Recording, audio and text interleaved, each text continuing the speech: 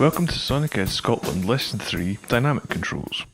Dynamic controls are used to relax or restrict the dynamic range of a signal. So that we're sure, the dynamic range is the difference between the most intense, that's the loudest, and the least intense, which as you may expect is the quietest, parts of a signal. The first controller we're going to look at is the humble compressor. For this lesson, we're going to use Pro Tools Dynamics 3 Compressor Limiter, which looks something like this.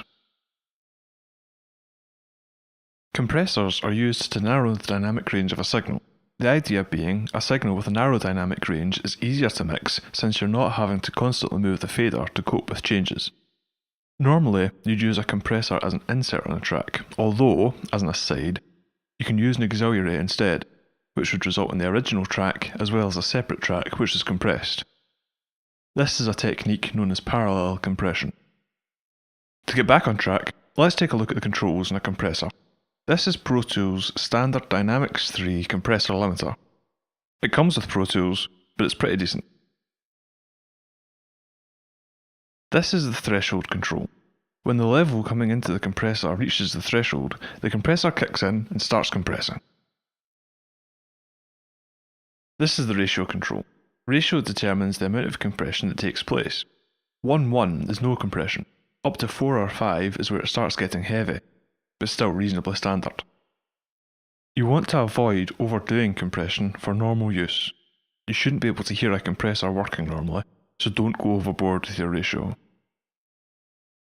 If you look at the chart here, it shows how the output is affected by changing the ratio. As you can see, bigger ratios take more off the top, and smaller ratios do very little at all.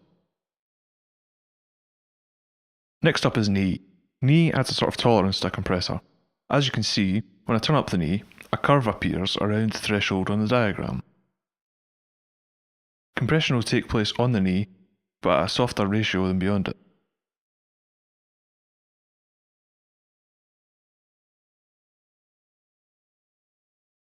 Next up is attack and release.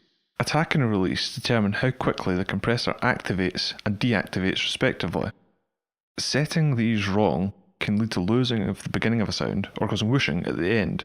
For example, you don't want a slow attack on your drums, nor do you want a slow release. Cymbals, on the other hand, want a longer release to let them ring out properly. Gain, or makeup gain, on a compressor is used to boost the compressed signal. The idea of this is that you want the top of the compressed signal to be around the same level as the uncompressed signal. That is, you want to bring the bottom end of the dynamic range up, rather than the whole thing down. Moving on, there's a particular kind of compression known as limiting. Limiting works along the same lines as compression, only with a far stricter ratio. Limiting is usually only used during the mastering process. Let's take a look at another process known as expansion.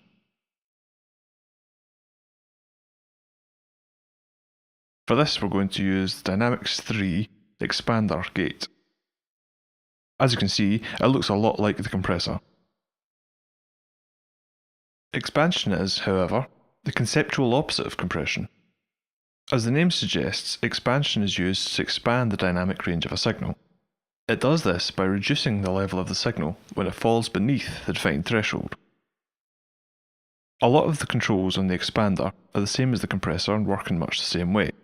The only difference is you're affecting the lower end of the dynamic range, that is, the threshold is triggered when the signal passes below it, rather than above. We see ratio, attack, release and threshold controls. Then there's range and hold. Range determines how much can be taken off the signal when it falls beneath the threshold. Hold is used to determine the minimum amount of time the expander can be active once the signal returns above the threshold. The release period takes place at the end of the hold period. Gating is to expansion as limiting is to compression, an extreme ratio used to gate the signal when the signal drops below the threshold. The signal is cut as far as the range, or is cut completely if there is no defined range. The signal becomes audible again when it returns above the threshold. This expander doesn't have this setting, but there is a setting called Hysteresis, which is used to reduce the level required for a gate to activate, while leaving the level it deactivates at the same value. That is, when hysteresis is active, the level can be lowered without being gated, that the gate becomes inactive at the defined threshold.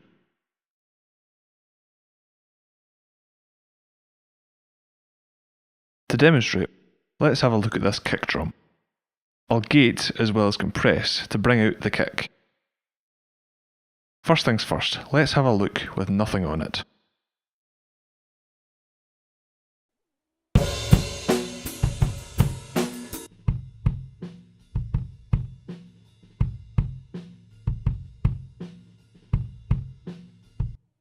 As you can hear, there's bleed, particularly from the snare drum in that kick track. Let's bring the expander in and see what we can do. Listen to the effect of the expander on its default setting on this kick drum.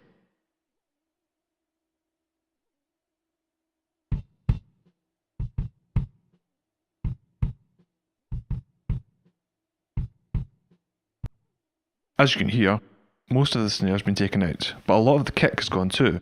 So I'm going to bring down the threshold and adjust the ratio, as well as the attack and release settings, in order to isolate the kick while still preserving the sound of that kick.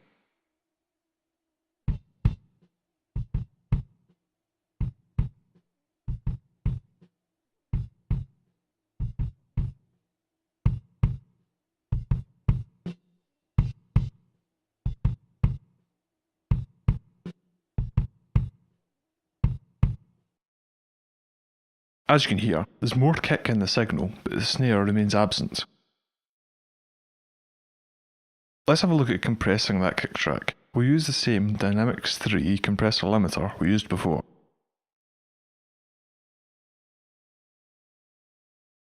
This is it on its default settings.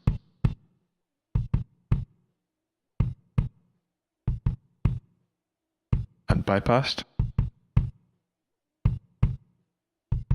And back in again.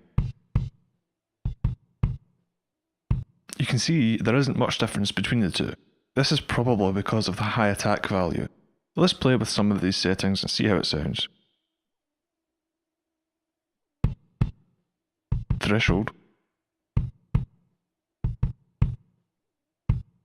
Attack, we'll bring that down. The release is also coming down. I think we'll bring that ratio up. You can hear there's still some of that snare in there. You'd adjust that in the expander. The last thing we do when you're using a compressor is bringing up the gain. In this case, you're taking off about 4 or 5 dB, so you'll maybe want to go up by around half of that. That's around 2 or 3 decibels.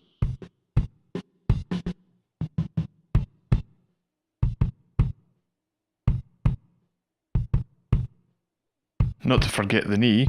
Because you're using a fairly fast instrument in terms of transient content, you want the knee to be low or 0.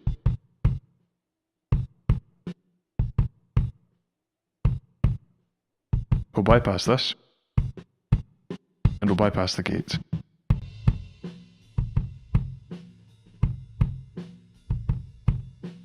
Back in again. As you can hear, the kick is a lot cleaner and a lot more prominent than it was before.